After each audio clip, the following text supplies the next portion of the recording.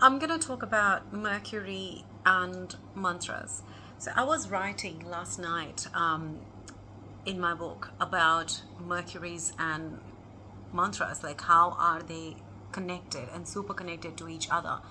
Mercury is a very misunderstood planet. Like most of the people would label Mercury as a very soft, friendly planet that is very happy planet and represents children on this earth, and it's like create comedians on this earth. Mercury, if Mercury is positioned good, you're a happy person. If Mercury is in your fourth house, your happiness is connected with Mercury. And well, technically it doesn't work like that. So Mercury is the cause of all the neurological disorder, any nervous system issues. And I know that Jupiter is your spine, but the connectivity is Mercury. So any spinal issues are mainly Mercurian, are all connected to Mercury. So your Mercury is slightly badly positioned, even a little bit, and your life just falls apart. And that's how important Mercury becomes in your life. That micro misposition of Mercury can really meddle with your life to a degree that a person can get schizophrenia, a person can get mental health disorders, and a lot more. How do you deal with a Mercury like that? Well, if somebody is strongly going through some sort of mental health disorder, which is as bad as schizophrenia, bipolar, which is through Mercury and Rahu, Mercury moon connected, Mercury and Rahu connected, they don't do well together. And Mercury and Jupiter connected, they don't do well together. Now, how would you know? And if you have these issues, if you have consistent anxiety, and if you have things that you are not able to identify within yourself, they're highly likely Mercurian. Why would Mercury do that to somebody? Because Mercury is a pathway to your past life. Mercury connects dots back to your past life. It is the memory of multiple lifetimes put together, and that is why it has been given the credibility of eighth from the eighth house, which is the third house. That's the first sign of Mercury, which is Gemini. Mercury owns Gemini because that's the sign of rebirth, and it's also the sign of your immediate environment that you are born in, and it is also the sign of survival mode. Your brain is in constant survival mode.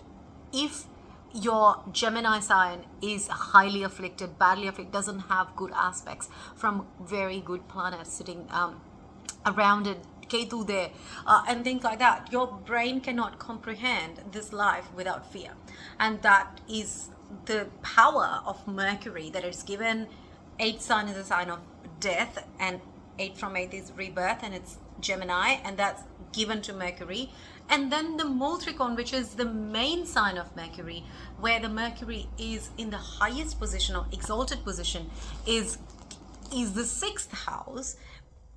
However, I'm not going to talk about that right now, because if I want to talk about sixth house Mercury, it's a whole different discussion, and it can take, because sixth house needs beyond survival. Sixth house needs to deal with enemies, and we have talked about it in the past.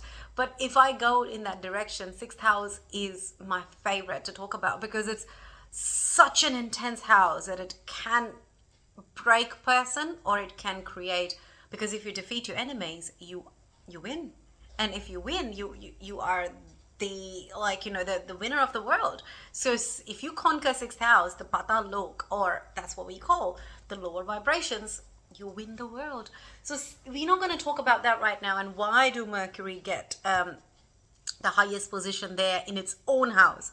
Mercury is the only planet that gets exalted in its own house, which is it has the highest position.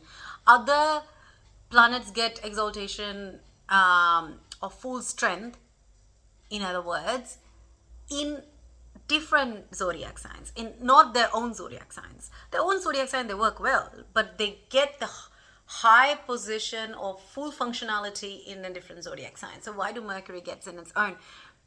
That's a different conversation. I'm very good at swaying from one conversation to another because I'm ruled by moon.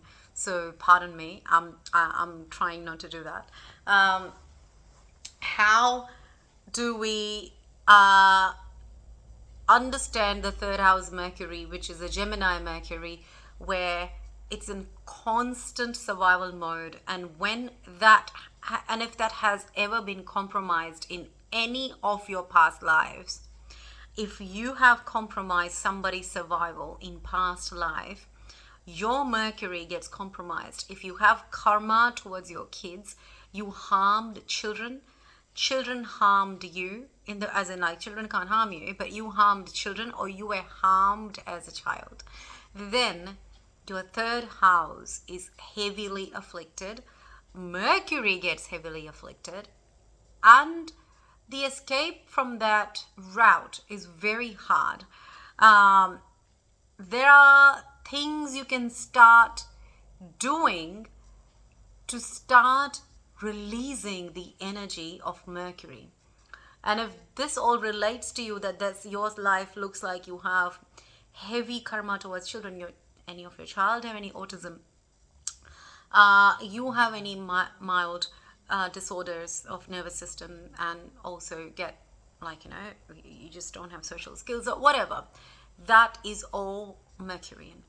How do you start resolving it? Is by doing mantras. Why?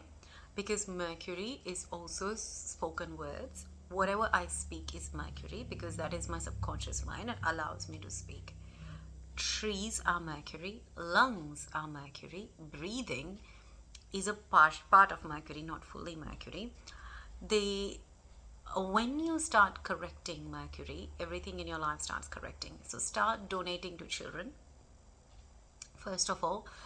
Then start donating books and educational tools to children, because Mercury is also optimum education, because 6th house is second from the 5th.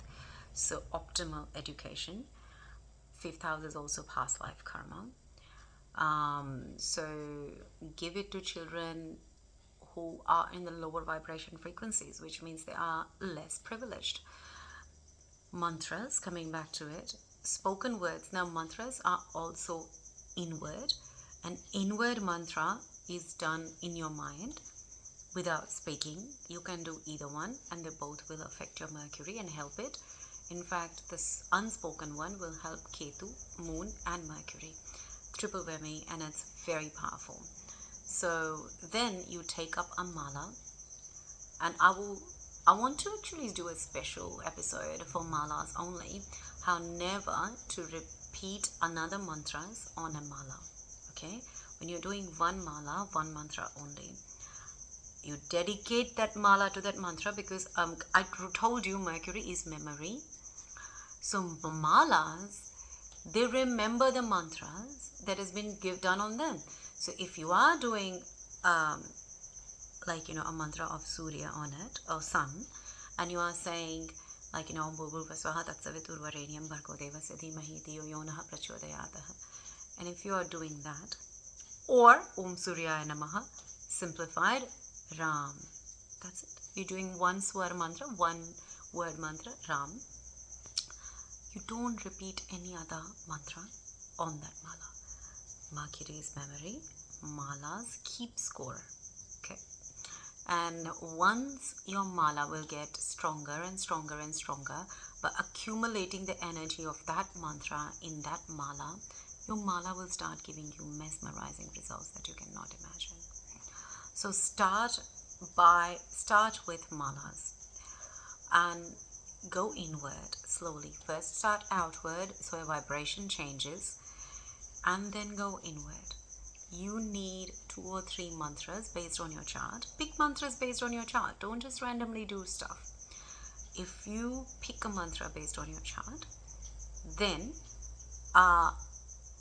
have those mala dedicated to that. For sun mantra, for example, ask me questions what mala to use for what, but I'm giving you 1 or 2 examples. Sphatik mala for Venus mantra, and a sun mala, you need sandalwood mala. Sun for sun, sandalwood mala is good. Okay, or turmeric mala is good for sun as well, or your guru mantra is okay, also good for with the turmeric mala. Make sure each mantra, each separate mala. Cannot stress enough. that will start improving not just your Mercury, but the children connected to you directly. It would help them because you created them and you are the sun in their life, sun and moon in their life, mother and father.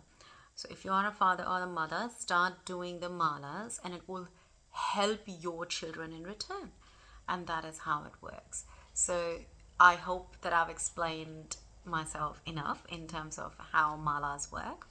If you have any question, please feel free to reach out, and I will try to give my best when it comes to, like, what advice I can give you, what mala you should be using, what kind of mantra you need, and I'll try to part with as much as I can. But yeah, always don't do too much guesswork when it comes to what mantra you should be using in your chart, because the mantra is also hidden in your chart via Mercury. What mantras will open up your chart? Like, let's just say your energy is blocked in this direction because of your past life karma. Mercury remembers that, Ketu stores that, and like moon gets affected by it, and then your emotions get drained. So which mantra has that vibration that vibrates on that frequency that will untangle those karmas from your past life is also in your chart? The problem and the solution is in your chart. Yes, not every time you will find a solution, not always, and those are the rules of Vedas, that not always you will find a solution. Sometimes you will not find a solution, but with the mantras there are solutions.